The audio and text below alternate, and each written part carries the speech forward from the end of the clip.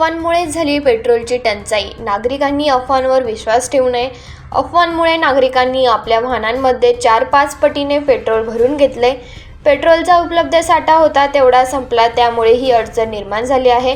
नंदुरबार शहरासह शहादा व अन्य गावांतील अनेक पेट्रोल पंपावर युद्धजन्य परिस्थिती, पेट्रोल मिळत नसल्याने पंप बंद होतील या हेतूने नागरिकांनी अफवा करीत पेट्रोल पंपावर सोमवारी सायंकाळपासून दुचाकी वाहनधारकांनी मोठ्या प्रमाणावर गर्दी केली होती.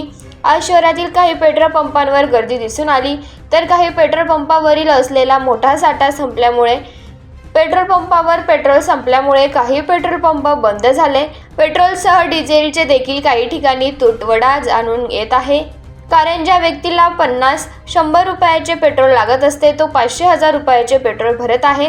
जो साठा 3 दिवस पुरणारा असतो तो एका दिवसात संपल्यावर पेट्रोलचा तुटवडा जाणत आहे.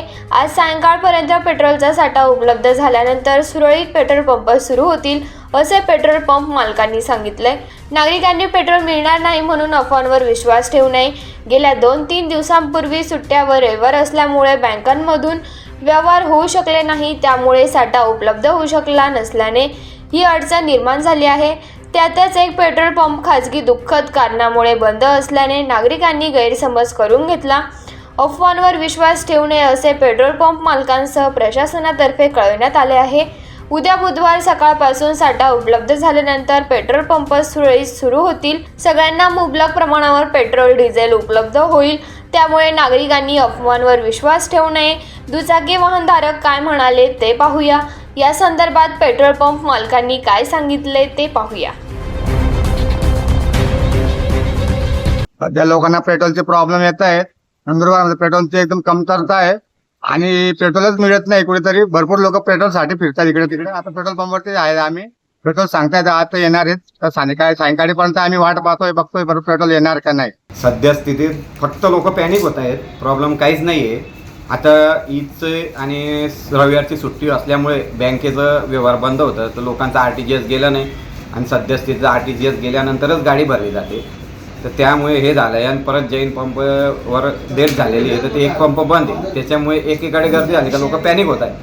दुसरं काहीच नाही. आणि ज्याला 50 रुपयाचं रोजचं लागतं तो 500 आणि 700 रुपयाचं टाकते. तरी आम्ही ते लिमिटेड करून टाकलं आहे, तरी लोक ऐकत नाही.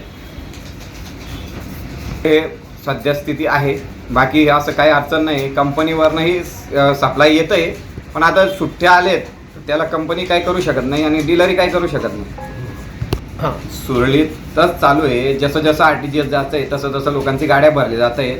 लोकांच्या पंपावर आलं तर लोक विकणारच आहे. आता सध्या स्थितीत जे रेटचं जे रुमर आहे, रेटचंही आम्हाला काही इंटिमेशन नाही आहे. पुढं सरकार वाढवू शकते, असं नाही सांगत की नाही वाढणार, पण आत्ता तर काहीच सध्या स्थितीत नाही आहे. कंपनी देते, पण एवढं आहे की ज्याला 500ची म्हणजे 50 रुपयाची गरज आहे तो 200, 300, 500 असं टाकून घेतो आहे. त्यामुळे सध्या स्थितीत हे प्रॉब्लेम आहे. आमची गाडी भरून रस्त्यात आहे. संध्याकाळ रात्रीपर्यंत येईल. रात्री खाली झाली का उद्या सकाळी परत चालून जाईल.